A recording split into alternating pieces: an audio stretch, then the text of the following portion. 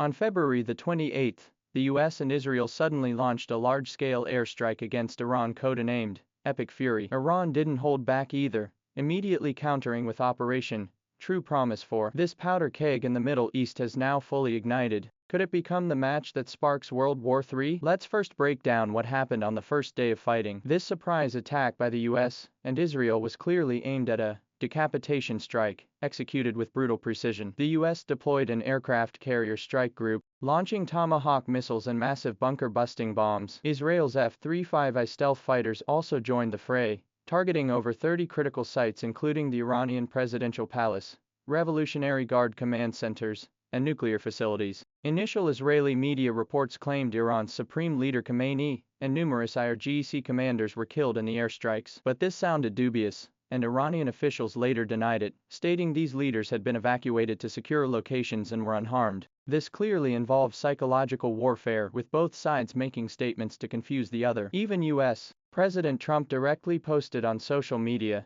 that Khamenei was dead, while Israeli Prime Minister Netanyahu echoed that increasing evidence suggested Khamenei was no longer among the living. Iran swiftly clarified that both the supreme leader and the president were safe and sound, with Khamenei himself firmly and calmly directing the battlefield situation. The figures reported by the Iranian Red Crescent Society are also alarming. U.S.-Israeli airstrikes have reportedly killed 201 people and injured 747. In the southern city of Minab alone, a primary school was bombed, killing 115 people. These numbers are truly heart-wrenching. Iran's retaliation this time was truly impressive, seemingly drawing lessons from last year's 12-day war. Almost immediately after the attack, hundreds of ballistic missiles and drones were launched. The most striking deployment was the Fateh-2 hypersonic missile, which reportedly penetrated Israel's multi-layered missile defense system, a source of Israeli pride. Iran didn't just target Israel, it also directly struck U.S. military bases in the Middle East. The U.S. Fifth Fleet headquarters in Bahrain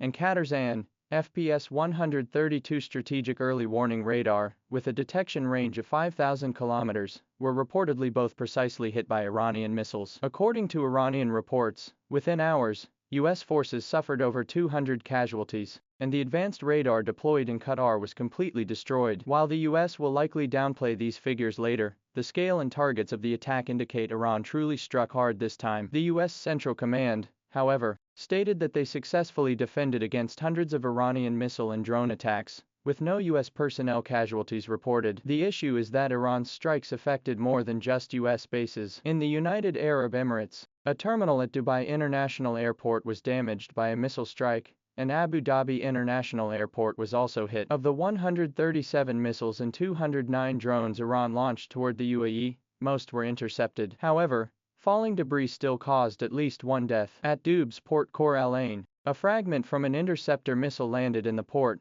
igniting one of its berths. Qatar was also targeted, with Iran launching 44 missiles and 8 drones at the country, injuring 16 people and damaging the long-range radar system at Al Udeid Air Base. In Bahrain, a U.S. military base was directly hit by missiles, while 3 residential buildings near the capital Manama were struck by drone and missile debris. A military base belonging to a pro-Iranian militia in southern Iraq was also bombed, killing 2 militiamen. From this perspective, the conflict is no longer confined to the United States, Israel, and Iran. The entire Middle East has been drawn into the fray. Iran has directly activated its proxies, such as Hezbollah in Lebanon and the Houthi rebels, plunging the U.S. and Israel into the predicament of fighting on multiple fronts simultaneously. So how will this conflict unfold next? Could it truly drag the entire world into the fray? My personal assessment is that this war will most likely remain confined within the framework of primarily aerial combat. Why? Because Iran is simply not a place where anyone can just waltz in and run rampant. Its 1.64 million square kilometers of territory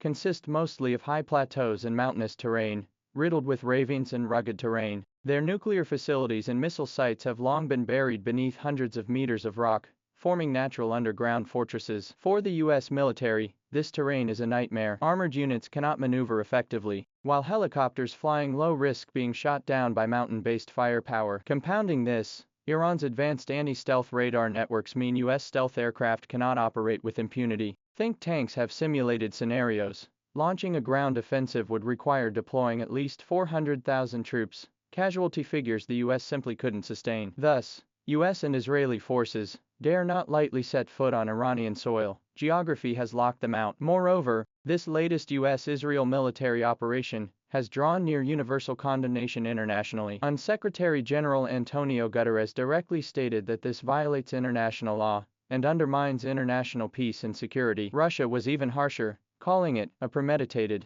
unprovoked act of armed aggression against a sovereign and independent member state. French President Emmanuel Macron also called for an emergency and Security Council meeting, warning that escalation poses dangers to all and must be stopped. Spanish Prime Minister Sanchez explicitly opposed this unilateral military action. Even the Arab League and the Organization of Islamic Cooperation voiced their disapproval. Oman's foreign minister directly expressed disappointment, believing that positive and serious negotiations had been undermined once again. Turkish President Erdogan also condemned the U.S. and Israel for violating Iran's sovereignty. Consider this: aside from the U.S. and Israel themselves, which major power or key ally has stepped forward to offer unequivocal support? Virtually none. Relying solely on their own strength, these two nations cannot shoulder the astronomical costs of a protracted war, nor withstand such immense global diplomatic pressure. Therefore, judging by the current situation, this conflict is likely to remain confined to a limited cycle of tit-for-tat exchanges. You launch airstrikes,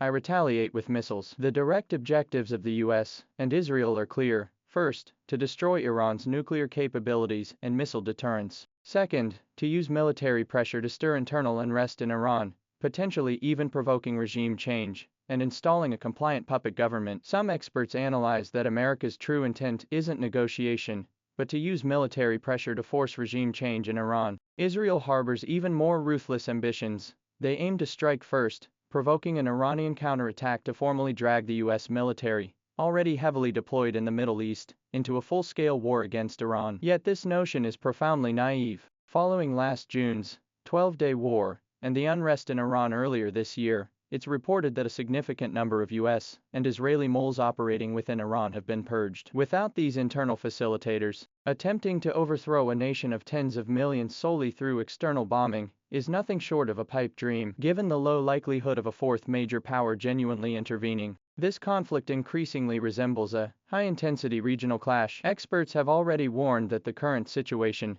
has far exceeded the scope of traditional proxy wars and is rapidly sliding toward a medium-intensity regional war. However, Iran is unlikely to let Israel off the hook for initiating hostilities. Israel's small territory, lack of strategic depth, and scarce resources mean sustained saturation strikes with missiles and drones by Iran could have catastrophic consequences. Iran has explicitly stated it will retaliate without red lines, and it still holds the trump card of the Strait of Hormuz. The Islamic Revolutionary Guard Corps has now declared a ban on all vessels transiting the Strait of Hormuz. This vital choke point for global oil shipments, through which roughly one-fifth of the world's oil flows daily, has ground to a halt. Once this lifeline is severed, no one can escape the turbulence in international oil prices. Thus, Israel now faces the gravest danger. How far will this U.S.-Israel-Iran drama escalate? Could more nations be drawn into the fray? Share your thoughts in the comments section.